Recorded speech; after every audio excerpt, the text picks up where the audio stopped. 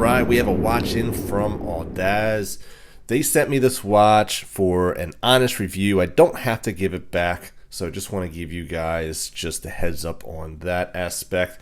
As you know, anyone who has watched my channel, you know you're going to get an honest review from me.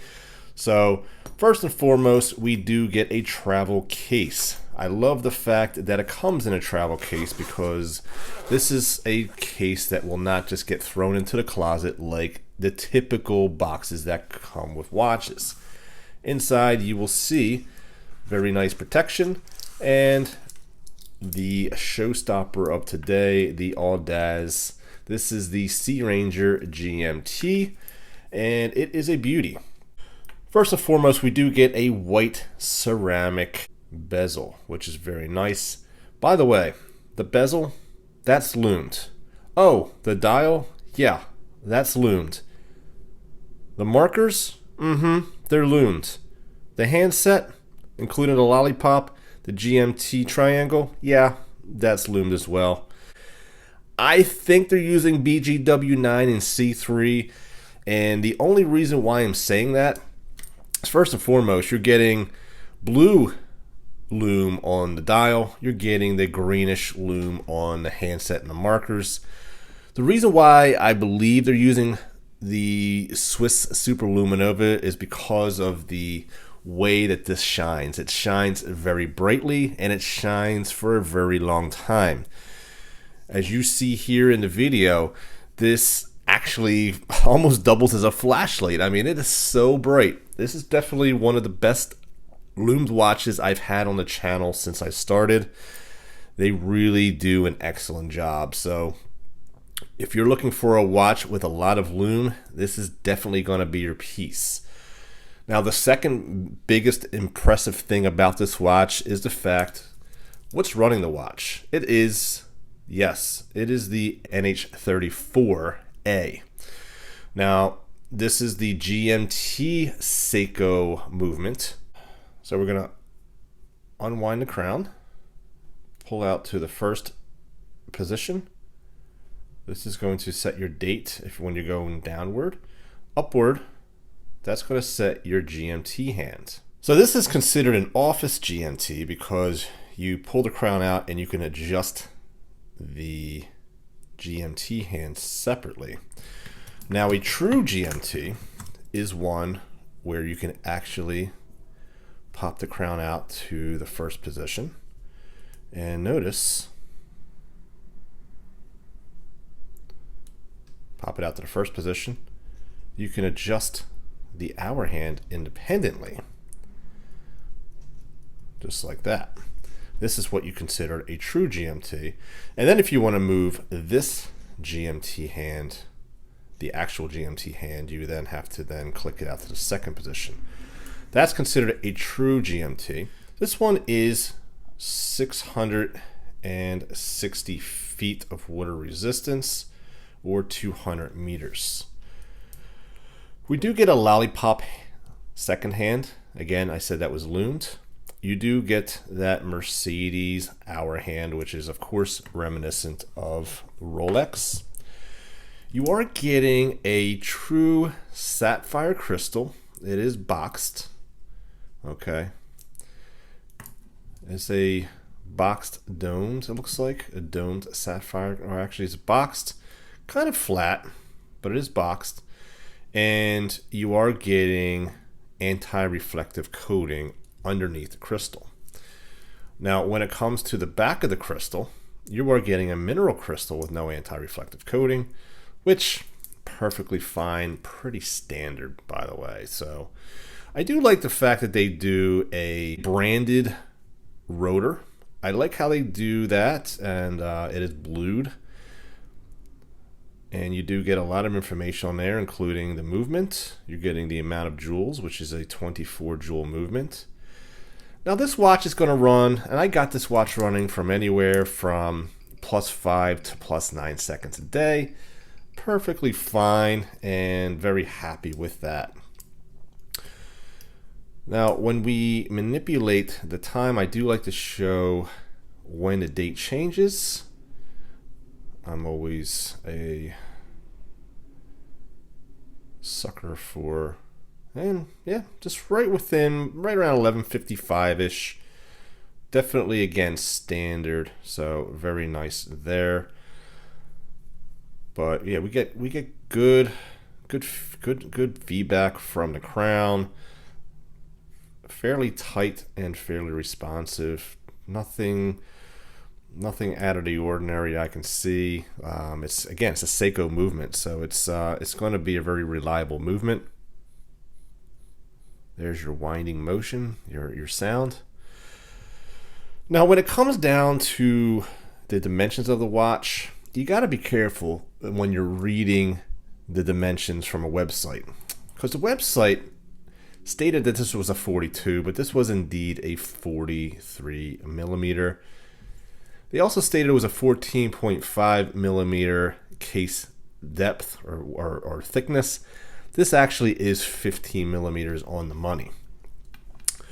What they did get right, though, was the lug-to-lug, which is a very wearable 50 millimeters, and also a 22 lug width, which is actually very great for, being a strap monster. You can actually get plenty of straps at 22 millimeters, very standard size.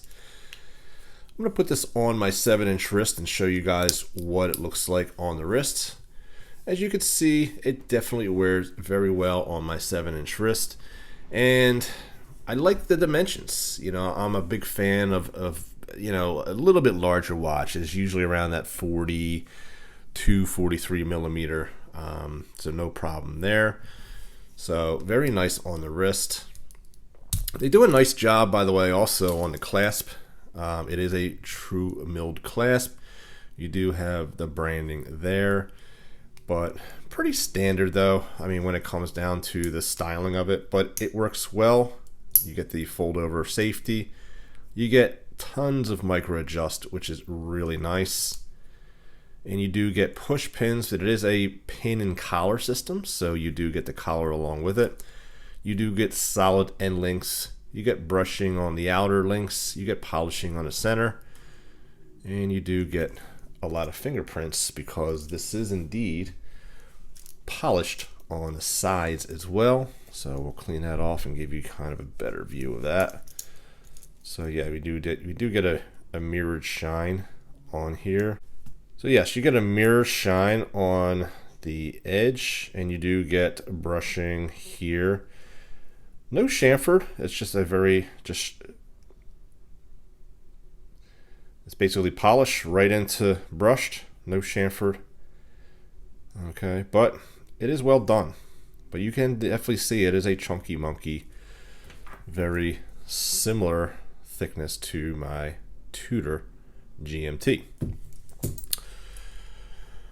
So 316L stainless steel.